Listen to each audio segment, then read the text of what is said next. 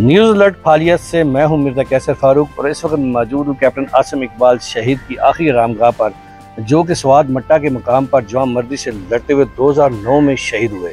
इस वक्त मेरे साथ मौजूद है उनके भाई असद इकबाल रांझा।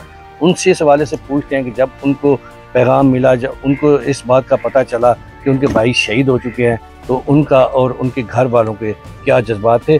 जी असद, जब आपके भाई शहीद हुए, आपको मैसेज मिला कि आपके भाई शहीद हो चुके हैं, उस वक्त आपके और आपके वालिदैन जो हैं उनके क्या तासरात थे? जी मिर्ज़ा साहब, ये 4 मई 2009 की रात का वाक़या है।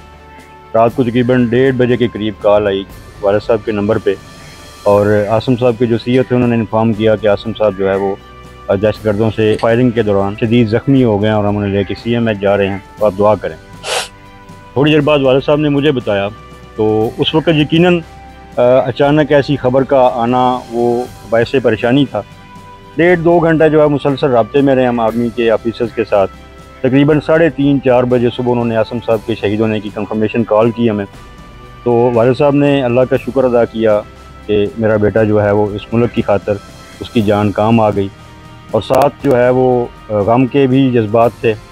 उनका बेटा था, मेरा भाई था, तो वो जुदाई का गम, लेकिन जब दूसरी तरफ देखें शहादत का रुतबा, तो वो खुशी और गम के मिले जुले जज्बात थे। और मैं ये समझता हूँ कि दुनियावी तौर पे शायद हमें नुकसान हुआ होगा एक भाई के जाने का, लेकिन जब हम देखते हैं कि वो शहादत के अजीम रुतबे पे फायज़ हो गए हैं, तो हमें इस बात पे फ़ख्र है, और मैं ये बात बड़े फ़ख्र से करता हूँ कि मैं एक शहीद का भाई हूँ। जी नाज़रीन, आपने सुना कि असद इकबाल रांझा जो कि शहीद कैप्टन आसिम इकबाल के भाई हैं, वो किस तरह अभी भी यही बात कर रहे हैं कि हमें फ़ख्र है कि हम शहीद के भाई हैं। इस तरह जब उनसे पूछा गया कि उनके वालिद को जब ये पता चला कि उनका बेटा, जवान बेटा जो शहीद हो गया, तो उनके क्या जज्बात थे, तो उस वक्त उनके भी यही ख्यालात, यही जज्बात थे, और यही ख्यालात और यही जज्बात हैं जो हमें रात को आराम की नींद सुलाते हैं। हम महसूस करते हैं कि हमारी सरहदें महफूज हैं।